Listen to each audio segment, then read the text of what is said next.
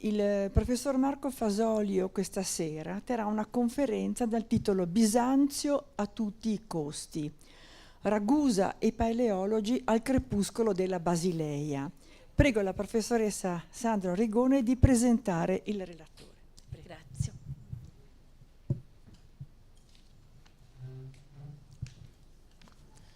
Buonasera, ringrazio il Presidente, ringrazio il professor, si sente ora?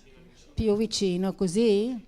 Ecco, ringrazio il professor Pestarino e la professoressa Rolandi per aver accettato, appunto, accolto questa proposta, appunto, di una conferenza su un argomento bizantino. E passo a presentare il professor Fasolio, che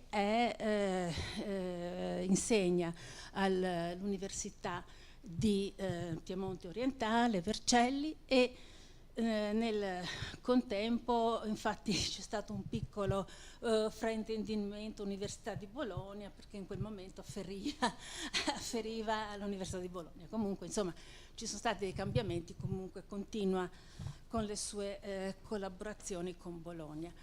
E innanzitutto, appunto, devo dire che il professor Fasolio insegna adesso all'Università del Piemonte Orientale e ha ottenuto la abilitazione scientifica nazionale in entrambe le due specializzazioni, cioè sia per quanto riguarda la storia medievale, sia per quanto riguarda la storia bizantina. Infatti il suo profilo è proprio un profilo di questo tipo, a mezzo tra due mondi, il mondo orientale e il mondo occidentale. Al suo attivo ha un cospicuo numero di pubblicazioni, oltre 40 pubblicazioni pubblicate sia in atti di convegni a cui ha partecipato, convegni internazionali, sia anche a lavori, appunto, studi presentati su riviste di un notevole livello scientifico, studi medievali, bizantinistica, storiografia e così via. Quindi, diciamo, uno studioso di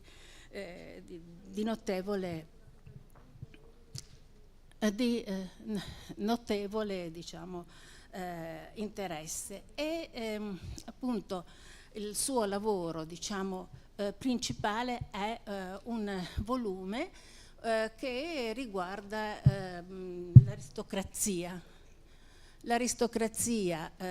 bizantina,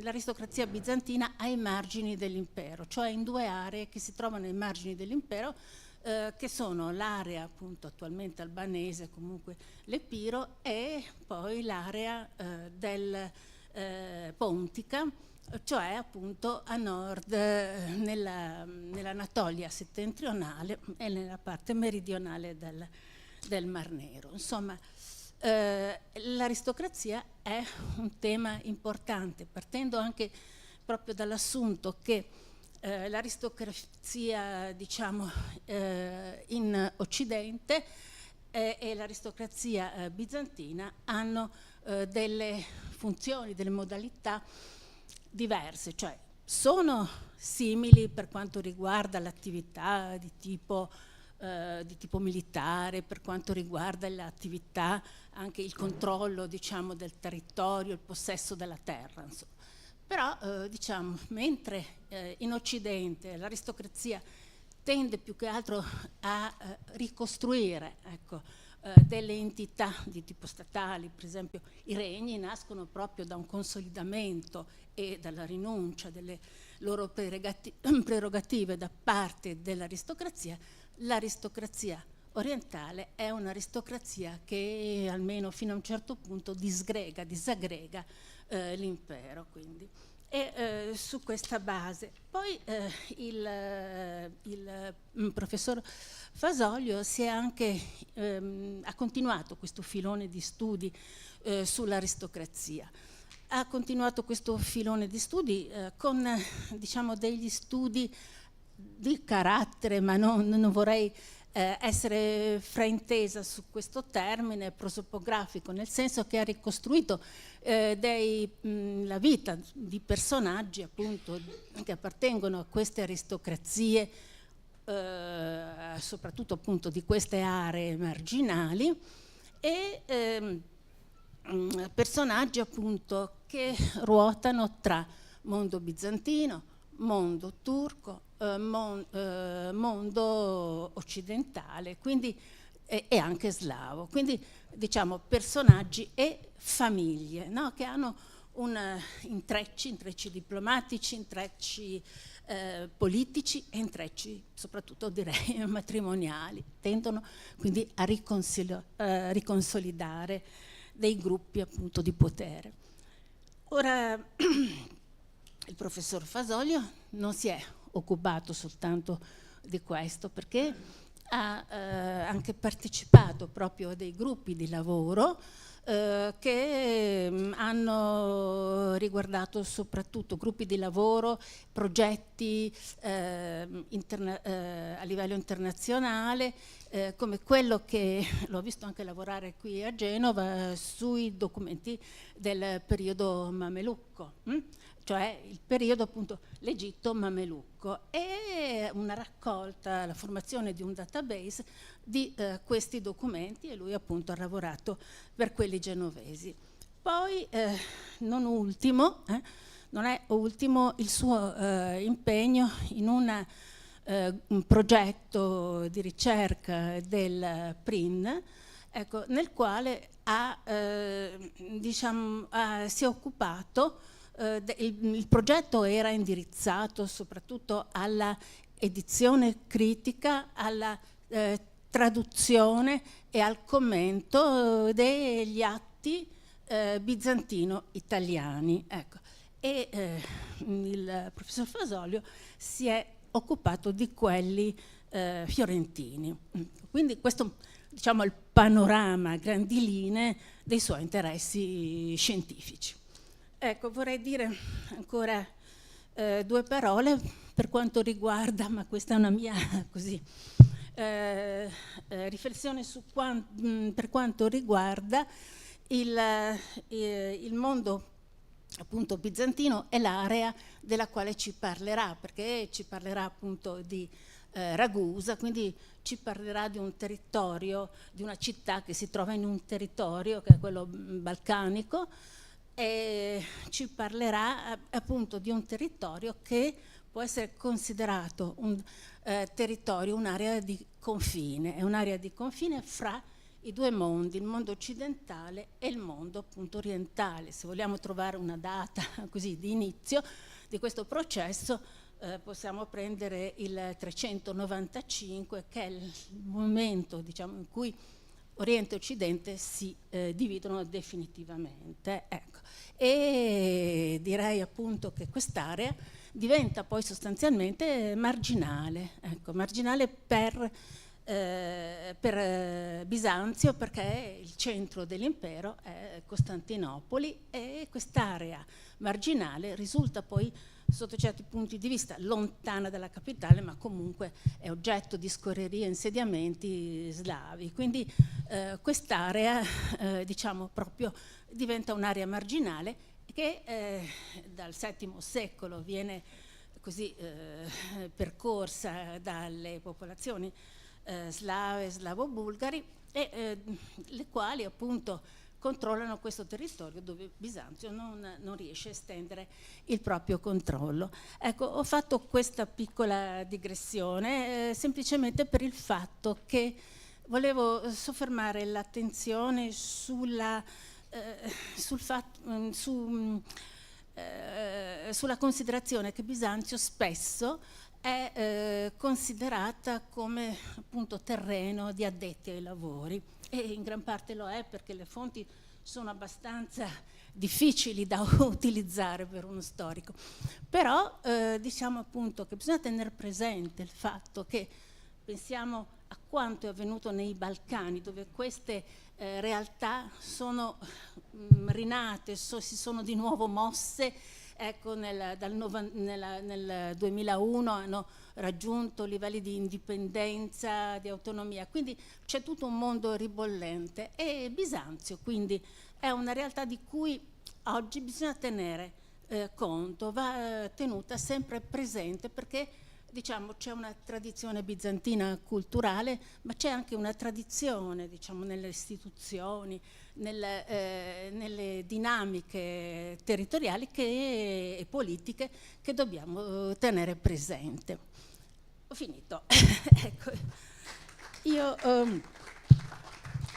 do la parola al professor Fasolio, che ci parlerà di Bisanzio a tutti i costi, Ragusa e paleologi al crepuscolo della Basileia.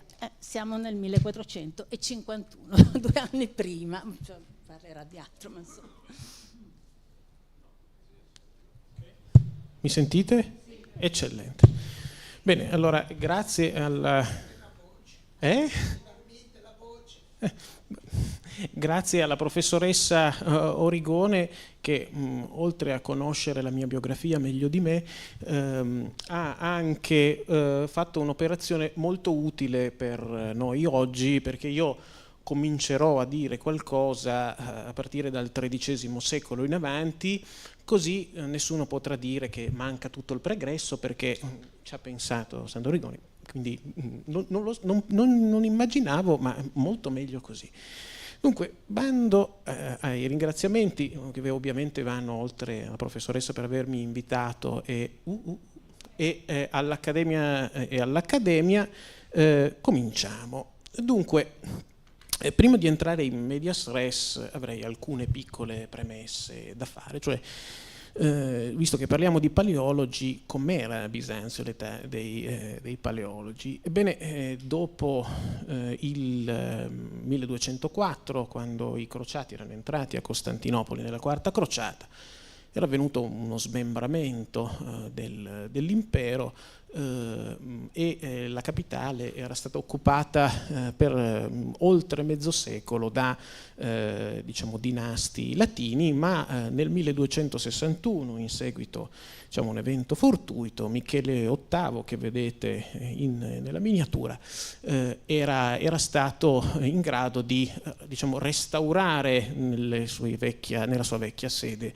l'impero, partendo dall'area orientale, cioè dal cosiddetto impero di Nicea. Però nonostante la capitale fosse stata riconquistata, non tutto era come prima, nel senso che l'impero non avrebbe mai riacquisito gli antichi confini, e non solo diciamo, potenze straniere occupavano vecchi territori imperiali, ma esistevano potenze diciamo di tradizione bizantina che appartenevano alle vecchie dinastie imperiali che regnavano su vecchie parti dell'impero. Vedete a oriente Empire of Trebizond, cioè l'impero di Trebisonda, e poi a occidente ci interesserà un po' di più per il mio intervento di oggi il cosiddetto despotato d'Epiro. Ecco, a causa di, e non facciamo una cronistoria di quello che succede nel corso dei 200 anni successivi, se no non la finiamo più, ma diciamo di conflitti interni e esterni,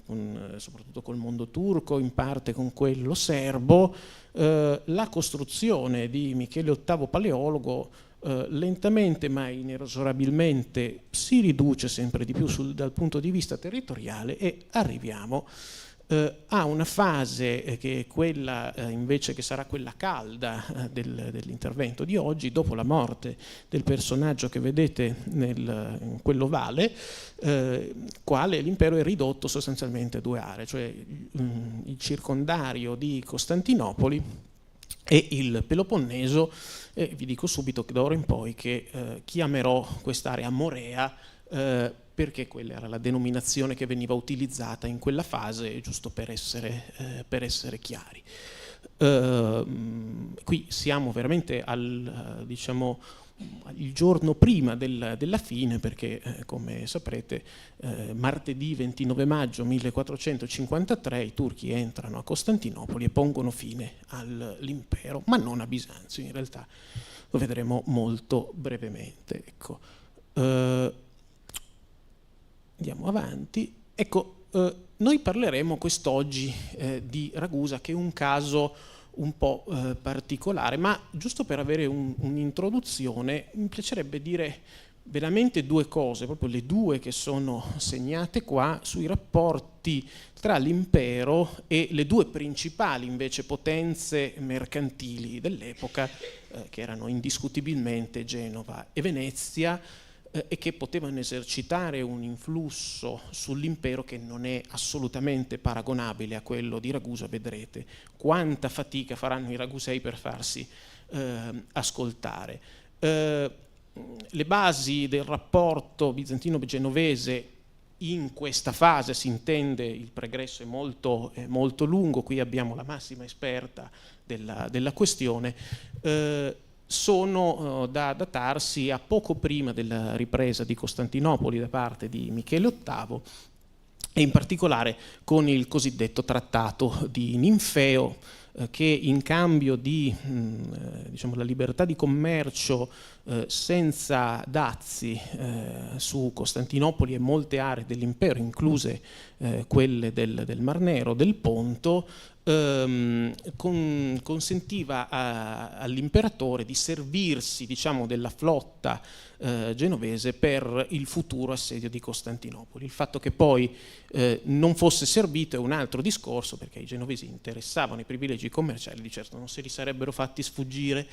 Diciamo, l'altro punto fondamentale, ce ne sono molti altri, ma diciamo, mi soffermerei proprio su questi due, e risale al 1267, verso la fine probabilmente, dopo una serie di diciamo, conflitti e incomprensioni tra Bisanzio e i genovesi. Questi vengono collocati nella loro sede, diciamo, definitiva, che è il sobborgo costantinopolitano di Galata. E da qui, diciamo, Genova diventerà il maggiore partner commerciale dell'impero e anche politico in senso stretto, fino alla fine della capitale in mano turca. Il caso di Venezia invece è diverso, perché Venezia era stata la principale promotrice della Quarta Crociata, e quindi insomma i rapporti non potevano essere idilliaci al momento della riconquista della capitale, ma proprio nel momento in cui Bisanzio e Genova si trovavano in una fase, diciamo, conflittuale, l'imperatore, sempre il nostro Michele VIII, si rivolge ai veneziani e stipula con loro una tregua, cioè un accordo per sanare alcune differenze, che sostanzialmente concedeva gli stessi privilegi previsti per i genovesi, ed era un atto in pratica per contrapporre, no, le due realtà. E qui introduco un piccolo termine che ricorrerà continuamente, che è quello di commercion. Il commercion era sostanzialmente la tassa sul valore delle merci che venivano scambiate in area bizantina e che gli ufficiali imperiali raccoglievano direttamente dai mercanti. Per farla molto breve, ecco, i genovesi e i veneziani non pagavano il commercium, salvo contesti in cui c'erano stati inasprimenti o mutamenti di relazioni, ma in generale non pagavano questa tassa. Questa tregua, che poi viene fissata, più volte rinnovata, è fissata con un crisobollo.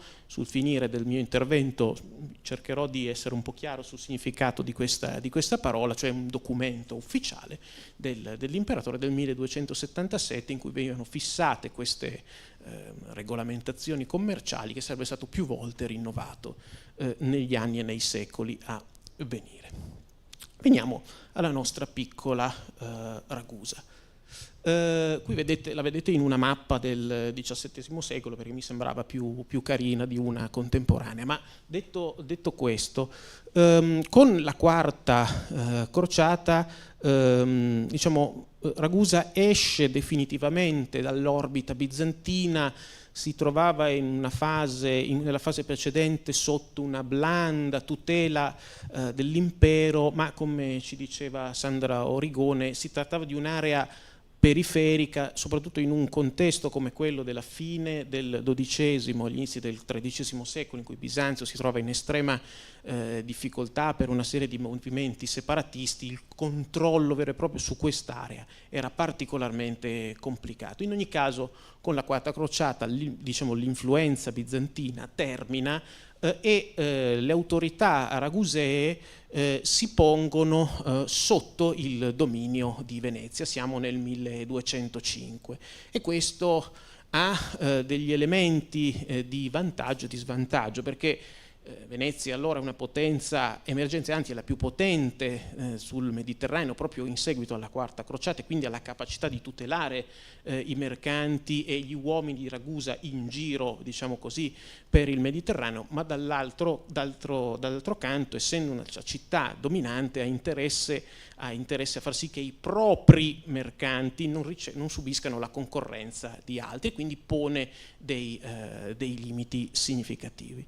Tant'è che noi vediamo come nel XIII e alla metà del XIV secolo i mercanti ragusei abbiano un raggio d'azione tutto sommato abbastanza limitato e quasi solo balcanico e adriatico.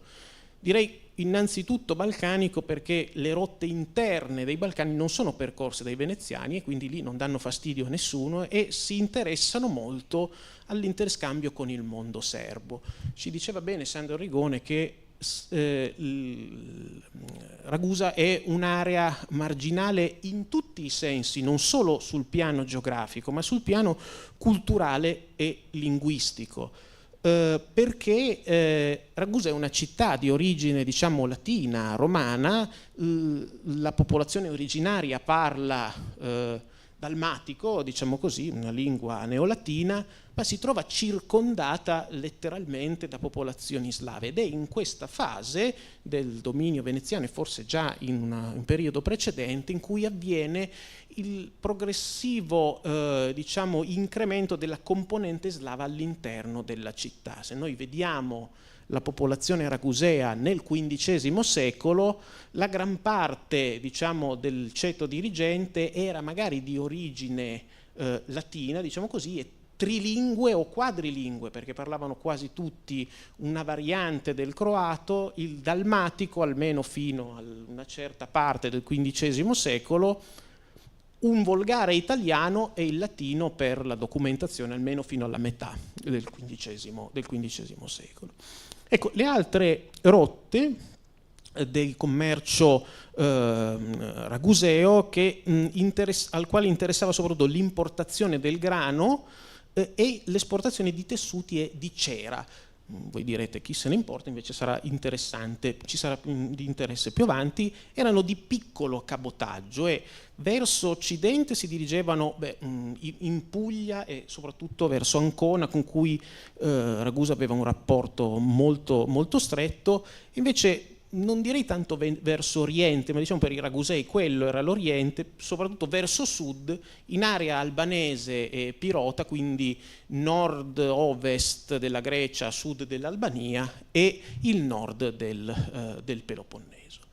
In seguito a una guerra con il Regno di Ungheria, nel 1358 Venezia perde il dominio diretto su Ragusa, che comunque aveva ampie capacità di autogoverno, e la città si pone sotto, non direi il controllo, ma una tutela, una protezione da parte degli ungheresi, rimanendo di fatto indipendente. Ed è però in questa fase anche che avvengono cambiamenti significativi all'interno dei Balcani, perché da un lato comincia, proprio in corrispondenza a una guerra civile bizantina, la penetrazione turca nella penisola, e dall'altro avviene quel fenomeno di disgregazione dell'impero serbo che si trovava proprio alle porte di Ragusa e che era stata una importantissima risorsa commerciale per la piccola, chiamiamola repubblica, la città. E quindi la città, sia perché è venuta a mancare la pesante tutela e l'influenza veneziana, sia perché uno dei maggiori partner è diventato pericoloso da frequentare, cerca nuove rotte. Ecco, qui, andando avanti, vediamo la fase prima rispetto al cuore del tema di oggi, cioè gli interessi ragusei verso quella che possiamo chiamare la Romania, cioè quei territori dei Romani, o che erano stati dei Romani in generale, gli ex territori bizantini o che erano sotto il controllo di Bisanzio. Abbiamo tre date importanti che sono il 234 ed è questo il primo documento conservatosi e riguarda i rapporti tra un dinasta bizantino e Ragusa. Si tratta di un prostagma, un documento amministrativo di concessioni di privilegi minori emanato dal despota Emanuele Comneno Ducas, signore di Tessalonica, a beneficio dei Ragusei, con il quale sostanzialmente li esentava da questo famoso commercion. Ecco, noi abbiamo visto però prima come le rotte dei Ragusei non arrivassero fino a Salonicco, e in realtà questa generosità suona un po' sospetta. Più che un vero interesse dei Ragusei, si tratta probabilmente di un interesse del concedente a dire: venite a commerciare da me, visto che non l'avete fatto finora, e io vi concedo questa esenzione fiscale completa. Forse più interessanti sono i due documenti successivi, quelli del 1237 e quello del 1251. Un horismos, sempre questi terminologie di documentazione bizantina tardo medievale, emanato dal despota Michele II Ducas Comneno di Epiro, nel quale si ricordava in realtà un vecchio documento di inizio XIII secolo, con il quale si concedeva libertà di commercio purché si pagasse il giusto commercio. Qui la tassa c'è perché i Ragusei sono interessati a commerciare con l'Epiro, l'abbiamo visto, e la tutela per i Ragusei defunti all'interno dei territori epiroti. E questo è un elemento che sarà contenuto anche nel documento successivo, che invece è forse il più importante perché fissa un canone. Nel 1251 sempre Michele II emana un altro documento, un argirobollo, cioè un documento che ha appesa un sigillo d'argento, banalmente, con il quale viene fissato il commercion al 3% in questa tassazione, salvo che per l'importazione in Epiro di armi e cavalli, che evidentemente interessavano a Michele II per questioni di tipo bellico. Ora, questi sono gli unici documenti che ci sono rimasti per la fase anteriore al XV secolo. In realtà i cronisti ragusei che scrivono per lo più nel XV e nel XVI secolo ci raccontano di altri privilegi concessi da imperatori bizantini ancora nella fase precedente a Michele VIII Paleologo, quindi con Teodoro Lascaris, poi con lo stesso Michele VIII Paleologo e poi con Andronico II, figlio di Michele VIII, nel 1320. Ora, noi possiamo anche credere a questi cronisti, però il fatto che i Ragusei più avanti nel tempo si fossero così tanto spesi per ottenere questo stesso genere di privilegi ci indica che probabilmente si tratta di invenzioni o comunque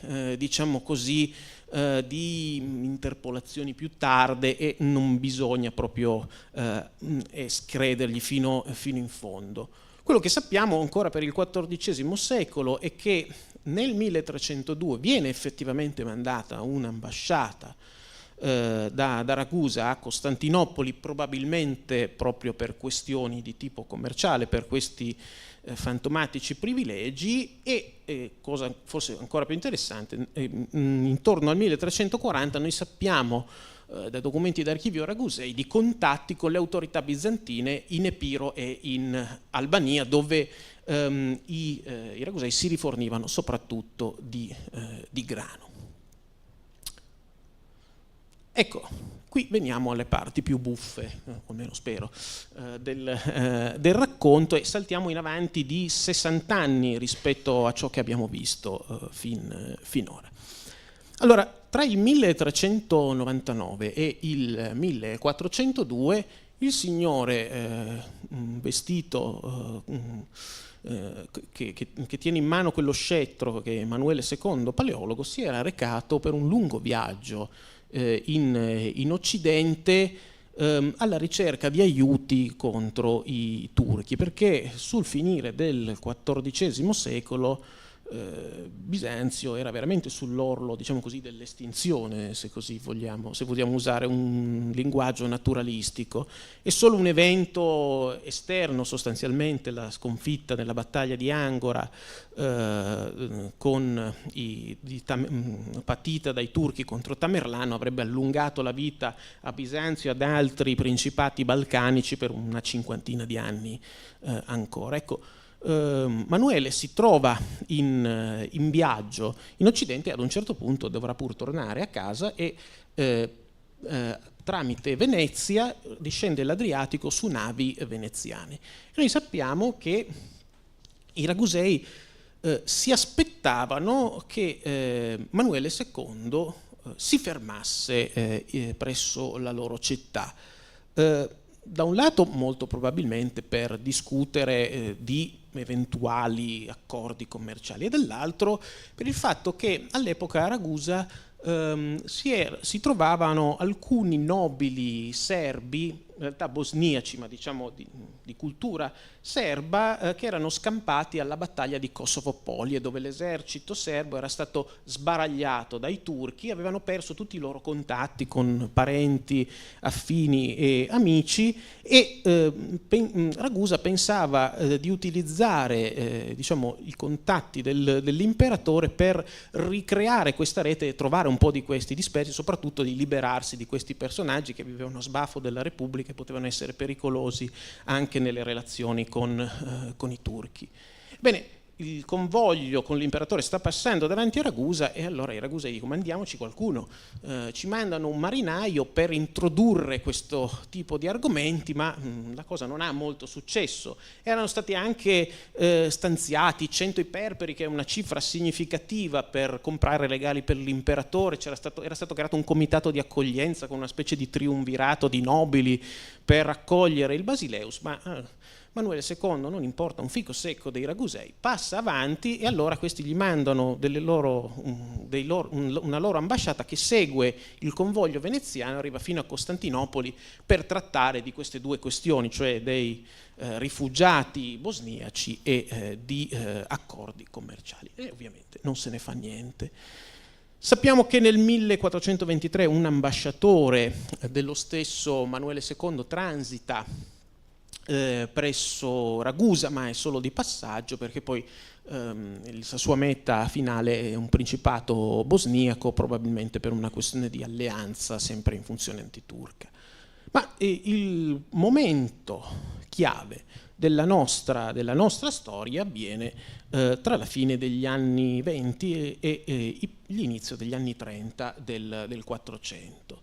Ci spostiamo ora in Morea. Costantino Paleologo, che consignore insieme ad altri suoi due fratelli del Peloponneso bizantino, inizia una efficace campagna militare dopo quasi 200 anni di scontri tra greci e latini in Morea, che nel giro di 2 anni fa sparire completamente gli ultimi residui del Principato d'Acaia e di fatto riunifica l'intera penisola sotto controllo bizantino, salvo alcune colonie veneziane che si trovano a Corone, Modone, Argo e Nauplia, scusate. Ecco, però Venezia ha un rapporto privilegiato con il Principato d'Acaia, non è che la prende benissimo, anzi c'erano stati contatti tra intermediari veneziani e Costantino per evitare che Costantino prendesse questa iniziativa, ma il despota non aveva voluto sentire ragioni, quindi aveva conquistato queste aree.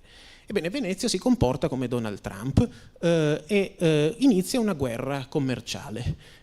Impone una gabella del 3% su tutte le merci importate dalle colonie veneziane verso la Morea bizantina e del 10% su quelle invece esportate dalla Morea bizantina verso le proprie colonie. Ecco, questo è un colpo significativo perché di fatto la Morea bizantina non dispone di una flotta, o meglio, disponeva di una interessante flotta mercantile fin verso la fine del XIV secolo, ma in questa fase dipende completamente dai veneziani non solo per i commerci ma anche per i trasporti. Noi vediamo personaggi anche della grande aristocrazia bizantina che si muovono su navigli stranieri, quasi sempre veneziani, se si tratta della Morea. E in questo caso con un sostanziale blocco dei commerci, noi sappiamo delle lettere inviate dai coloni veneziani di Corone e Modone verso la madrepatria che dicevano: noi siamo completamente distrutti, o togliete questa misura o noi andiamo gambe all'aria. E però Venezia toglierà questa misura soltanto 9 anni dopo, nel 1439. E così Costantino si vede sostanzialmente costretto a cercare delle alternative. Un suo ambasciatore nel febbraio del 1431, di ritorno da Venezia, passa da Ragusa e non ha indicazioni molto precise su come deve comportarsi. Però le autorità ragusee, che finalmente vedono un bizantino che è arrivato a casa loro, ne approfittano subito e intavolano una 3 giorni di discussioni su questioni di tipo commerciale. E noi abbiamo sia la lettera inviata dai ragusei a Costantino, sia la lettera dell'ambasciatore Giorgio Paleologo Cantacuzzeno a Costantino, che ci dicono sostanzialmente la stessa cosa, cioè dell'accordo che era stato raggiunto tra l'ambasciatore e le autorità della città. Si fissa un commercion al 3%, diciamo così, molto in linea con la storia dei rapporti che abbiamo visto in precedenza, con l'eccezione, e forse qui diciamo c'è un motivo, sta il problema, del grano, che era l'elemento più interessante per i ragusei, le pietre preziose e le perle. E forse proprio questo elemento del grano è il punto nodale che fa sì che Costantino non emani nessun documento in merito e i ragusei, come sempre, rimangano con un pugno di mosche in mano. Ma non finisce qui, ovviamente. Qui c'è un tentativo invece da parte di Ragusa. Allora, qui ora si incroceranno le piccole vicende di Ragusa e Bisanzio con la grande politica internazionale di allora. Un certo Giovanni de Stais, meglio noto come Giovanni di Ragusa, è un,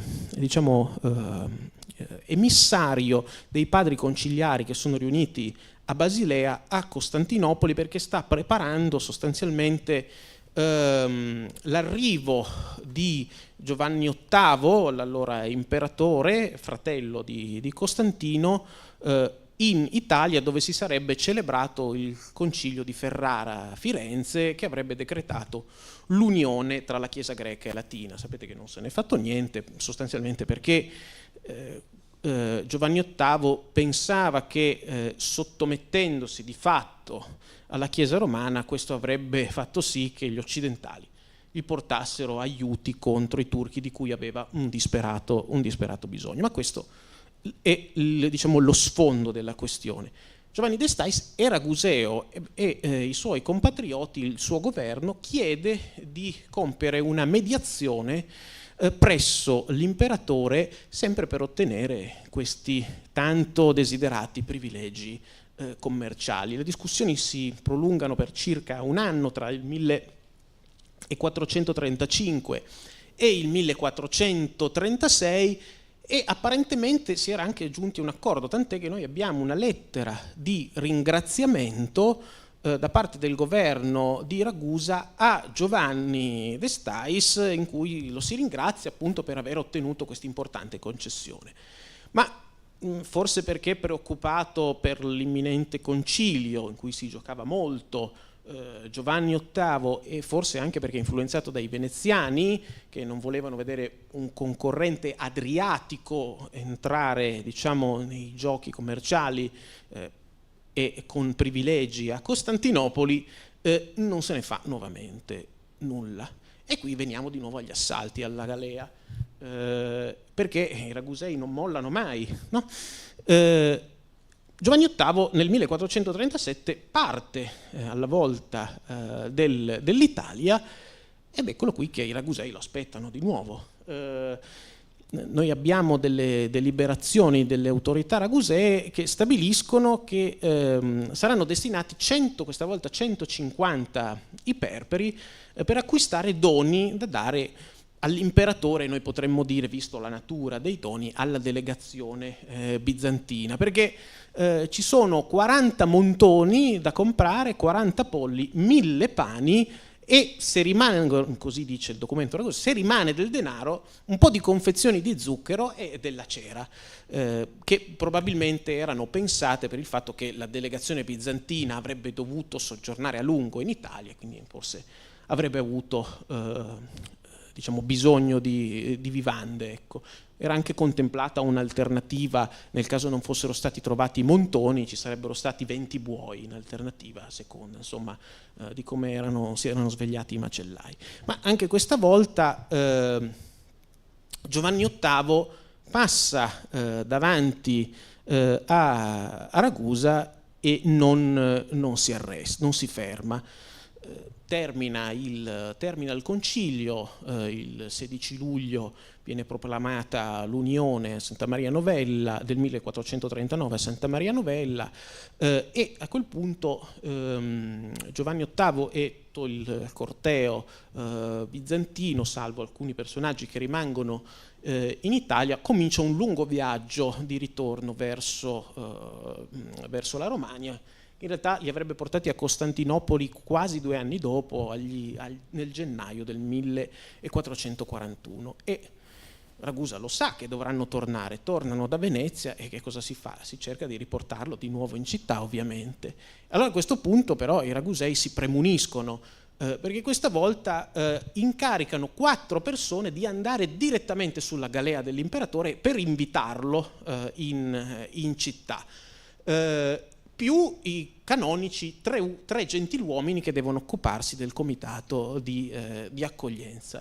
Ma ora noi potremmo dire che evidentemente Giovanni VIII non era molto interessato alla questione, ma noi sappiamo da altre fonti, sia soprattutto italiane e bizantine, che all'epoca Giovanni VIII era abbastanza malato e non era in ottime condizioni di salute. Il suo interesse era semplicemente tornare indietro, ve lo mostrerò molto brevemente. Anche aveva dei tremori alla mano che gli impedivano di scrivere in modo diciamo canonico, vi farò vedere la firma, ecco, e quindi credo che fosse più che altro per una questione di salute. Ecco, qui c'è una piccola interruzione di qualche anno. Noi nel 1444 abbiamo il passaggio di 3 ambasciatori bizantini a Ragusa, che però sono diretti soprattutto in Ungheria per questioni legate all'organizzazione della cosiddetta crociata di Varna, quella crociata a cui avrebbero partecipato soprattutto l'Ungheria, altri principati balcanici, organizzati sotto l'egida pontificia, che si sarebbe risolta nell'ennesimo disastro nel novembre del 1444. Ecco, tra il 45 e il 46, cioè 1445-1446, abbiamo una corrispondenza, probabilmente sempre a tema, diciamo, questioni economiche e commerciali, tra Giovanni VIII e Ragusa, e l'arrivo di un ambasciatore, questa volta nuovamente da parte di Costantino Paleologo a Ragusa, ma in realtà noi non sappiamo molto di più, perché le fonti ragusee ci dicono che si dia risposta alla richiesta dell'imperatore, si dia risposta alla richiesta del despota, senza molto altro. L'unica cosa per certa che sappiamo e che Costantino aveva richiesto ai ragusei 2 navi che gli vengono negate.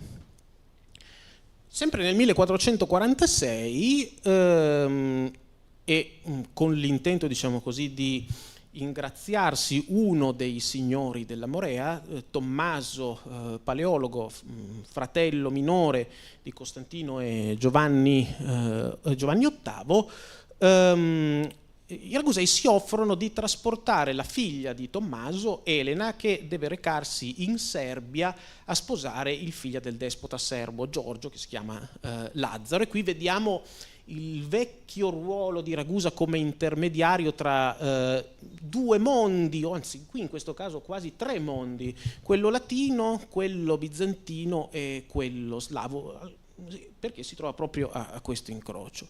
Ecco, questa non è una manovra solo di cortesia, perché vengono date delle istruzioni molto precise ai capitani delle navi ragusee, che dovranno incontrare personalmente Tommaso e introdurre con lui che cosa? La questione dei privilegi commerciali. Tommaso noi immaginiamo che abbia detto sì certamente, però a quanto pare Tommaso apprezzava particolarmente le capacità dei ragusei, tanto da prenderne alcuni al suo servizio, e da questo momento in avanti Tommaso Paleologo avrà costantemente al suo servizio dei ragusei sino alla fine del suo governo in Morea nel 1460, e alcuni lo seguiranno probabilmente anche nel suo esilio in Italia. Ecco, questo è il titolo abbastanza evocativo, perché in effetti qui siamo nel 1449, e tra 1449 e 1450 Costantino XI Paleologo, che è diventato imperatore dopo la morte del fratello Giovanni VIII nel 1448, che già si era messo più volte in contatto con Ragusa, come abbiamo visto, nuovamente invia 2 ambasciatori a Ragusa, questa volta noi sappiamo per certo, per trattare le questioni commerciali tanto care ai ragusei. Le fonti locali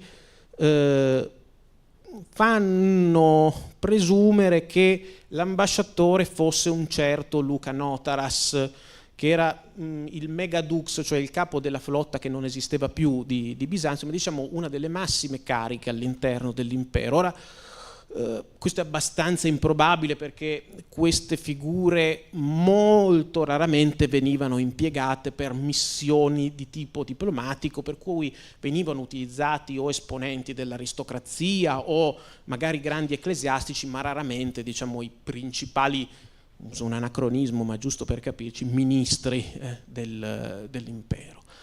Ed è interessante quanto Ragusa ci tenga a questa questione, perché vengono stanziati 90 iperperi per un dono all'ambasciatore stesso, cioè quasi tanti quanti quelli che erano stati previsti per il regalo, per il dono a Manuele II, che per un ambasciatore, per quanto rilevante, è una cifra davvero considerevole. Se pensate che si potevano comprare con 150, 40 montoni, 40 polli, pani, zucchero, balocchi e fiocchetti, insomma è una cifra davvero considerevole. A questo punto si arriva al momento decisivo, dopo quasi 50 anni di mezzo secolo di rincorse vicendevoli. Viene incaricato questo Volzio di Babailo, che è un esponente di una nobile famiglia ragusea che avrebbe avuto un'importante carriera nella fase successiva, di guidare un'ambasceria direttamente a Costantinopoli. Noi abbiamo le direttive molto dettagliate che il governo di Ragusa aveva dato a Volzio.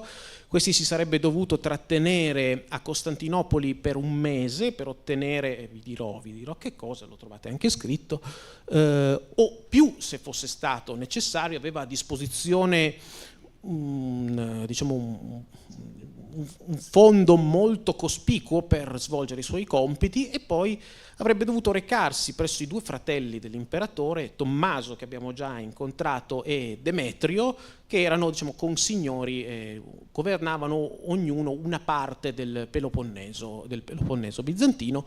E qual era il compito di Volsio? Ebbene, avrebbe dovuto ottenere un fondaco, cioè diciamo un'area per il deposito delle merci a esclusivo uso dei Ragusei, per farla molto semplicemente. Qui abbiamo grandi esperti della questione, quindi non mi voglio dilungare. Un console per rappresentare la futura comunità dinanzi al Basileus, e giudicare, diciamo, i propri concittadini, rei eventualmente di qualche misfatto, e soprattutto la cancellazione di tutti i pedaggi e del commercio, o, se proprio non fosse stato possibile, al massimo portarlo come minimo al 2%, nonché una clausola che facesse sì che l'imperatore avrebbe dovuto annunciare preventivamente ai Ragusei se avesse avuto l'intenzione o fosse stato in procinto di entrare in guerra con i suoi nemici. Costantino acconsente al 2%, ma non alla clausola, diciamo, di informazione, né tantomeno all'eliminazione di tutti gli altri pedaggi. E finalmente nel giugno del 1451 emana il tanto sospirato Crisobullos Logos, ve lo mostrerò fra poco, con il quale diciamo, annuncia e certifica questi privilegi, ai quali aggiunge anche il possesso di una loggia e di una chiesa a esclusivo uso dei Ragusei. Nei mesi successivi Volsio si reca in Morea, prima presso Tommaso e poi presso Demetrio, e presso Tommaso ottiene, diciamo, sbandierando il crisobollo che ha ottenuto da Costantino, la riduzione del commercio all'1,5% sulle transazioni in grosso, cioè di grande portata, e al 2% sul minuto, perché, diciamo, all'epoca Tommaso era interessato a tutelare i piccoli commerci dei suoi sudditi, nonché l'uso di un console e una loggia dove i Ragusei avessero desiderato porle. E poi Demetrio concede a Volsio e a Ragusa un argirobollo, diciamo lo stesso tipo di documento emesso da suo fratello Tommaso, in cui esenta completamente da qualsiasi pedaggio e dal commercio i Ragusei. Ora, questo può essere letto un po' in due direzioni. Da un lato, il fatto che Demetrio e Tommaso fossero in rapporti molto tesi e in continue scaramucce e conflitti tra di loro potrebbe essere considerato come una specie di, parliamo con termini di bambini di quinta elementare, ma comunque un dispetto fatto al fratello. Ma dall'altro, se noi consideriamo il precedente di Tessalonica, immaginiamo che siccome Demetrio insisteva sull'area meridionale, che tradizionalmente non era frequentata dai Ragusei, si trattasse più che altro di un invito a utilizzare, diciamo, i suoi porti, in particolare Monemvasia, proprio per anche sganciarsi dall'egemonia veneziana che un po' strangolava il Peloponneso.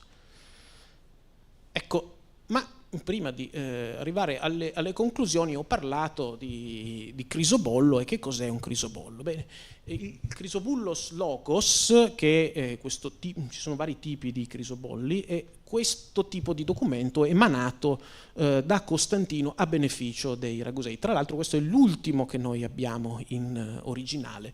Scusate anzi ringraziate la professoressa Origone per la riproduzione, perché io ce ne avevo una che era del tutto inutilizzabile perché macchiata e orrenda, ma diciamo, in realtà noi usiamo la parola crisobollo come sostantivo, quando in realtà è un aggettivo. Se noi traducessimo alla lettera crisobullos logos sarebbe ragionamento, discorso crisobollato, cioè dotato di una bolla, cioè di un sigillo d'oro, lo vedete lì alla vostra destra. Ecco, questo era il documento più solenne emanato dalla cancelleria bizantina e con il quale generalmente venivano concessi privilegi a singoli individui, istituzioni, pensate a monasteri, a un episcopio per esempio, o a potenze straniere. Perché voi, scusate voi, no, bisogna pensare che l'imperatore bizantino, anche in questa fase, quando diciamo si trova al minimo della sua potenza, non si considera mai pari di un'altra entità politica, ma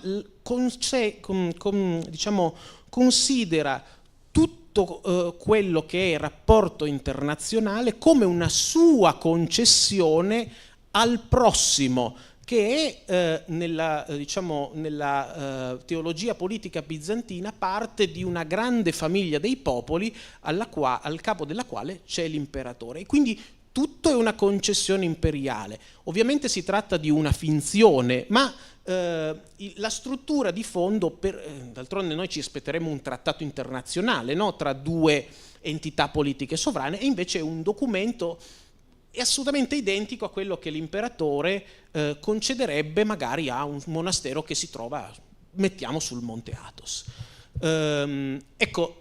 Questo è in questa fase della storia bizantina molto tarda, compilato dai notai della cancelleria bizantina, che però non sono fissi, ma sono per lo più arruolati di volta in volta per redigere i documenti. Questo è completamente redatto da questi notai, ad eccezione di due parti. Vedete quegli svolazzi che ci sono? Ecco, queste sono la parola logos scritta in tre, ecco, 1, 2 e 3. Adesso voi vi dovete fidare di me perché questi sono veramente degli svolazzi.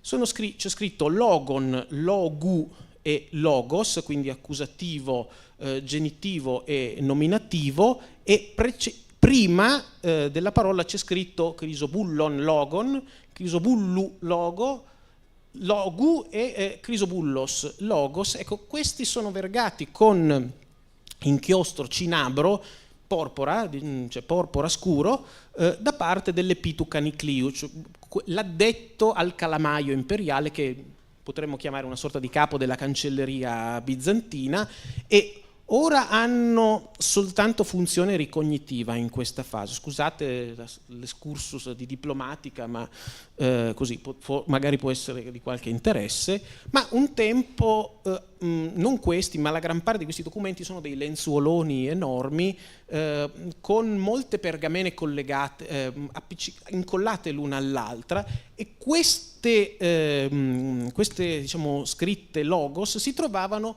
in corrispondenza con i collemata, cioè con i punti di incollaggio, diciamo così, in modo tale che fosse impossibile per chiunque aggiungere delle parole e soltanto l'Epitu Canicliu, che aveva l'inchiostro cinabro, potesse diciamo così validare questo tipo di documento. Ecco, qui non ha più questa funzione, ce l'aveva fino alla metà del XIII, inizi del XIV secolo, ma è rimasta, diciamo, l'uso da parte di questo capo della cancelleria. E poi vedete in fondo c'è la sottoscrizione, l'ultima di un imperatore, quella di Costantino, che ci dice prima dopo la croce: Costantino sen Christoto Teo pistos Vasilevs che Автocrator Romeon o Paleologos, cioè Costantino fedele in Cristo, diciamo pio imperatore dei Romani, il paleologo. Ecco, noi ci immaginiamo un documento con 1000 suddivisioni. In realtà questi documenti avevano una suddivisione abbastanza semplice. Mancano, per chi ha un minimo di idea di come funziona la diplomatica, mancano del protocollo, non c'è solo l'invocazione simbolica, che è quella crocetta che vedete in alto, anzi, facciamo così. No, aspettate, no, andiamo in quello dopo, ecco. Questo è un analogo documento concesso da Giovanni VIII ai fiorentini vedete in alto a sinistra nel documento c'è una croce, quella è tutto il protocollo, l'invocazione simbolica. Si comincia a volte con il proimion o arenga, che è un discorso molto generico sul perché l'imperatore deve comportarsi generosamente con i suoi inferiori, diciamo così, per parlare un linguaggio fantoziano. A volte questa arenga proimion c'è, a volte non c'è, per lo più non c'è. Sto sforando? Ok, scusate, altrimenti mi taglio subito. E poi subito dopo questo elemento, diciamo così, retorico, noi abbiamo dei repertori di proimia che vengono utilizzati. C'è la cosiddetta narratio, abbastanza breve, di solito ad esempio nel documento per Ragusa è molto breve, in cui si dicono i passi che sono stati compiuti per arrivare all'emanazione di questo documento. Ora, se Costantino avesse voluto metterli davvero tutti, ci avremmo avuto 10 metri, no, di documento, ma qui diciamo, si richiama all'arrivo dell'ambasciatore raguseo, eccetera, eccetera. E poi la disposizione, cioè sostanzialmente il cuore del documento, che cosa l'imperatore concede ai beneficiari.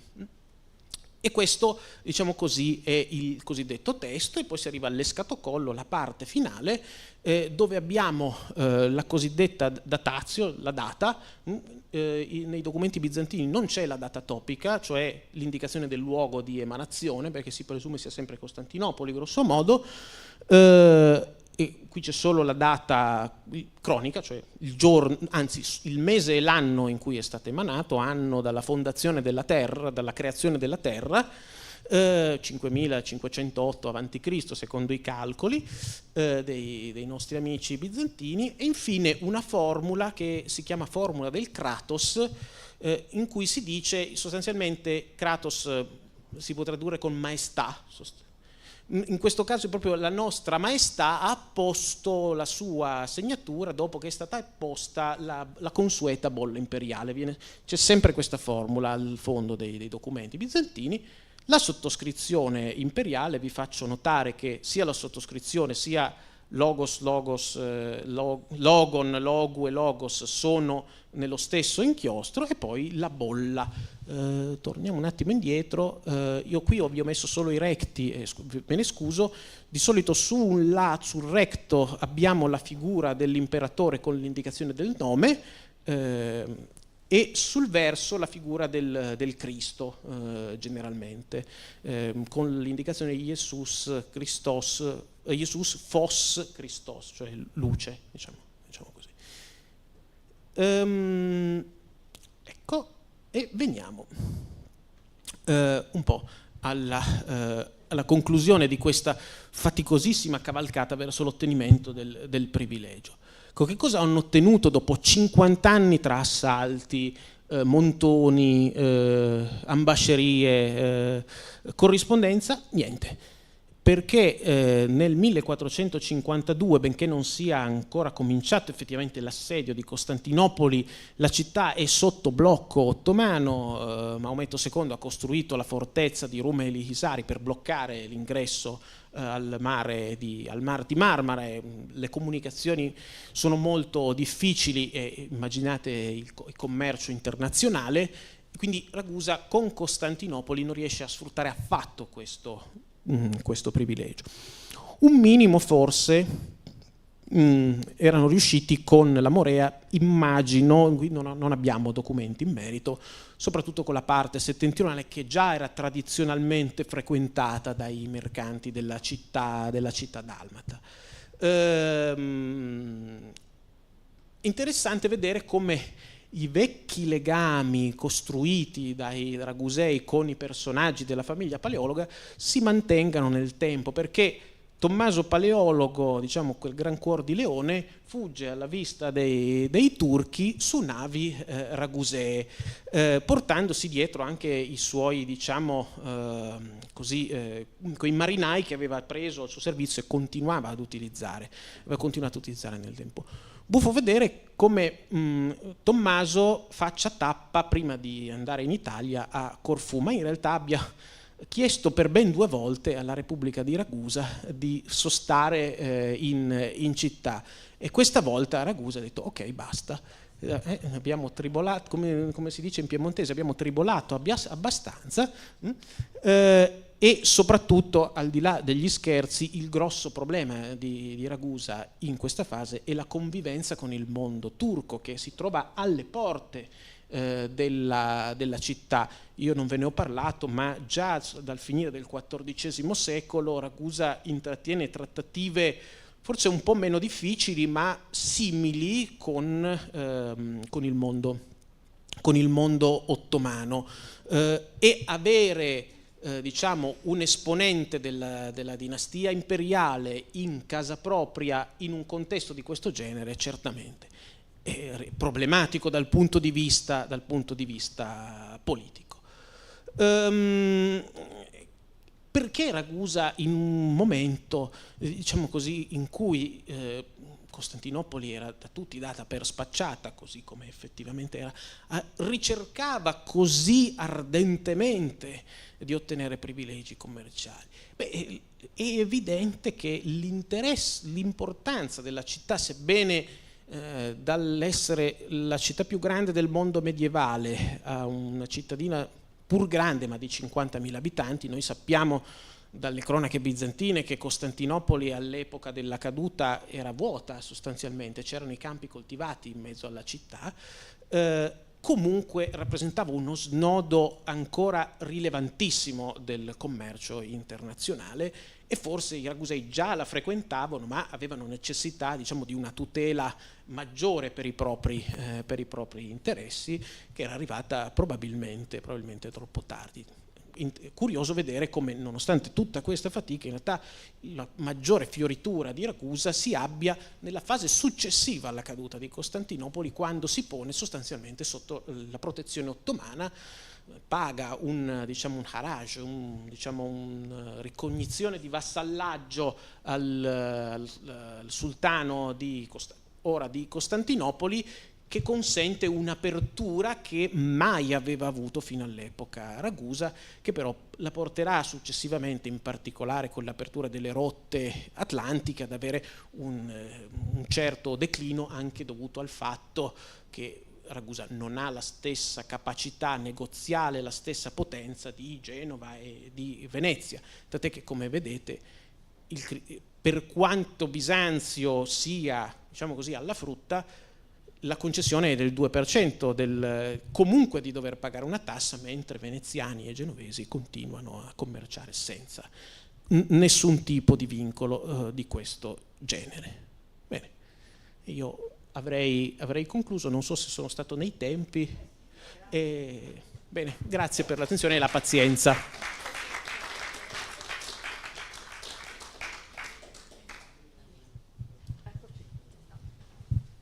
Allora, ringraziamo il professor Fasolio, se mai ce ne fosse stato bisogno, vedendo quel tipo di documento che ci ha mostrato, si è avuto, un'idea della grande difficoltà e della perizia che sono necessarie per prima comprendere, poi studiare, poi coordinare i documenti che ha studiato. Ci sono delle domande, delle richieste di chiarimento?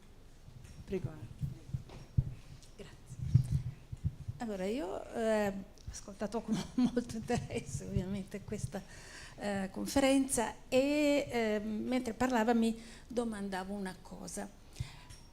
Sì, sono questi interessi commerciali che sono molto forti di Ragusa, però mi domandavo se Ragusa ha anche qualche preoccupazione, si avvicina a Bisanzio perché ha delle preoccupazioni con i turchi. No, perché mi viene in mente un altro fatto, che proprio intorno al 1451 Genova si avvicina a Bisanzio, cioè Genova, che è sempre tacciata di essere filoturca, Ci sono...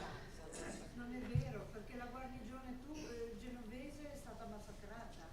Sì, ma la guarnigione genovese era dei coloni, ma non era la città di Genova, sono due cose diverse. Sono due cose molto diverse.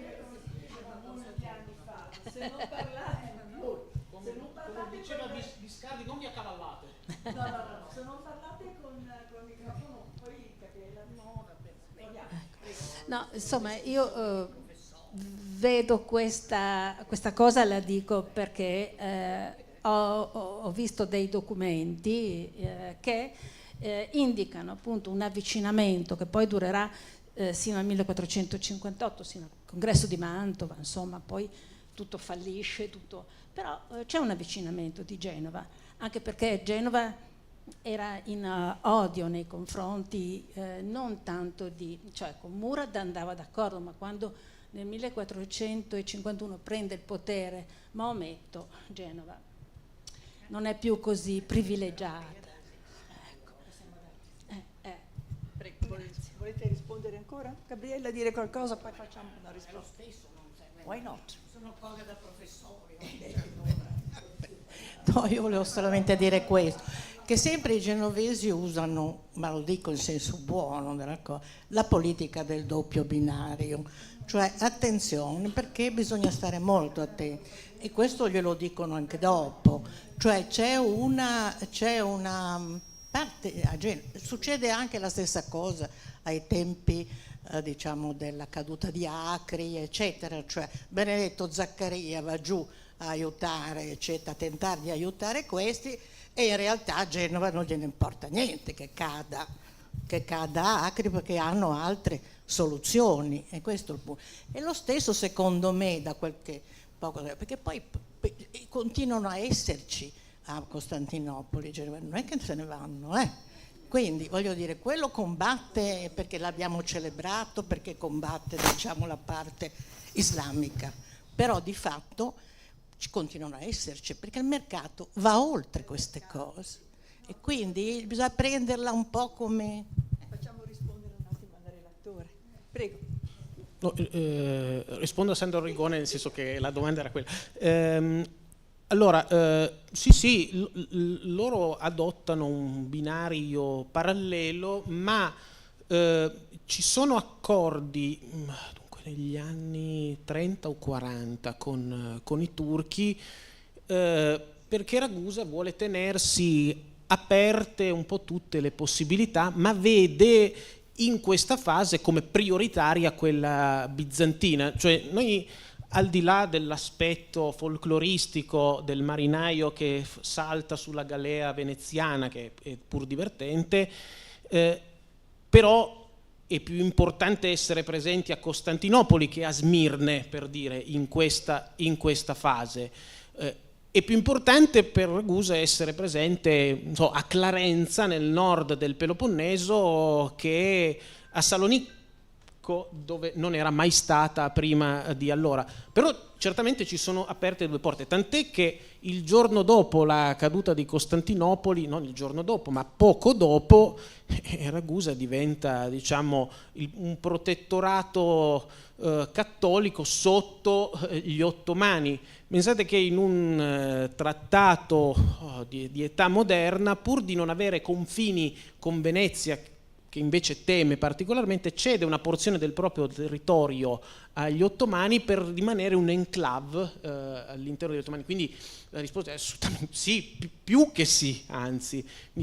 Poi tra l'altro Ragusa non è una minaccia militare per nessuno, è una cittaduzza del sud dei Balcani, circondata da elementi ostili, che quindi non fa paura a nessuno, anzi forse agli ottomani conviene ricevere lo Haraj che mandare qualcuno che governi questi che sono latini, mandarci il turco, far costruire la moschea che costa un sacco di soldi, eccetera, e quindi sì, su tutti i fronti, sì.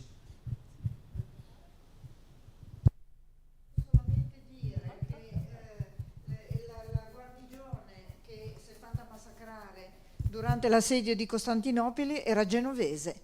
non era di nessun'altra parte, quindi si sono fatti massacrare. Di essere precisi. Quelli che stanno là sono genovesi. No. Vabbè. Ma hanno interessi diversi da quelli che stanno qua. Non è che sempre. Vabbè, tanto ci sono. Mi perdoni, le faccio una domanda diversa, se posso. Di fatto, allora, lei ha detto un'espressione che Ragusa era una sorta di... svolgeva un ruolo di intermediazione fra il mondo, chiamiamolo slavo, se è giusto chiamarlo così, e l'Occidente. E ha fatto all'inizio due indicazioni relativamente al rapporto Ragusa-Venezia e Ragusa-Genova. I rapporti con Genova rimangono importanti, vero, anche dopo questo momento? Allora, i rapporti con Genova sostanzialmente non ci sono, perché Genova fa molta fatica a entrare nell'Adriatico. Allora noi con Ragusa non c'è praticamente, c'è molto poco, soprattutto in una fase medievale.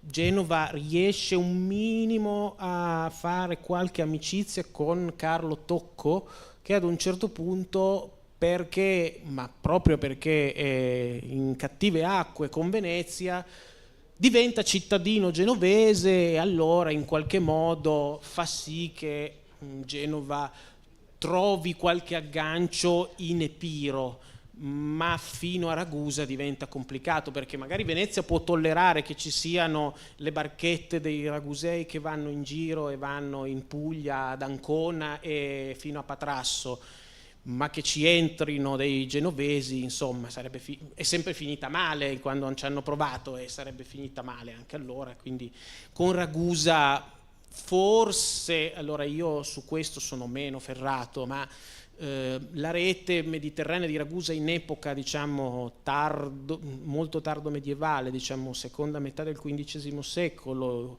prima metà del XVI secolo, abbraccia buona parte del Mediterraneo, ma certamente continua a insistere principalmente su quelle zone nelle quali tradizionalmente già aveva interesse, e più si apre a tutto il mondo ottomano, con cui è in ottimi rapporti, e quindi può andare anche verso il mondo pontico, che invece è completamente precluso a Venezia e poi a Genova, soprattutto dopo la caduta di Caffa. Insomma, i rapporti con Genova sono molto labili, diciamo, ci sarà magari qualche cosa, ma come dire, è troppo dentro il giardino del nemico per poter essere. Però devo dire I ragusei venivano, ma erano i genovesi. Nel perché 500 venivano. I ragusei venivano perché Santa Maria di Castello c'è la cappella ragusea, e di recente proprio un libro che è stato scritto relativamente a Portofino e a questo suo ruolo di diciamo di porto, di rifugio, oltre che avere un luogo militare, sono venuti fuori dei rapporti interessanti tra Portofino da un lato con i provenzali e dall'altro, ma stiamo parlando però del Seicento, quindi come lei ha giustamente detto in un periodo di gran lunga superiore, dei rapporti importanti con i ragusei, quindi la componente commerciale, sì, metà Seicento. I mercanti non sono soggetti di poca considerazione, in particolare in un mondo economico. Ecco, no, volevo dire questo, quindi probabilmente le reti economiche, le reti commerciali continuano. Per mia conoscenza è una cosa, diciamo, successiva a questo, cioè io non lo nego, anzi, cioè, immagino, anzi, questo è il momento la fase successiva è il momento di maggiore ricchezza e splendore della città, quando si trova sotto tutela turca, e quindi chi è che tocca il raguseo che è sotto tutela turca? E nessuno lo può toccare, perché tocca un raguseo all'apice della potenza dell'impero ottomano, non è che finisce benissimo, perché dice ah sì, adesso arrivo io con i cannoni, insomma.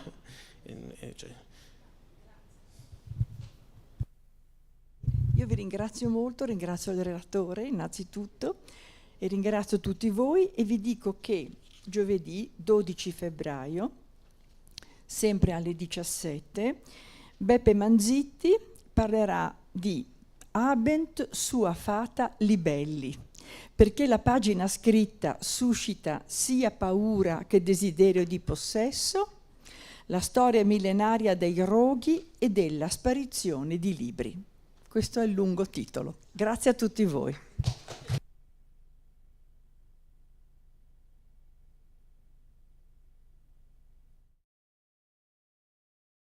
Domani inizierà la prima di 7 incontri che sono però non stabiliti consecutivamente una settimana dopo l'altra, ma ci sono degli intervalli, il cui tema è genocidio e genocidi.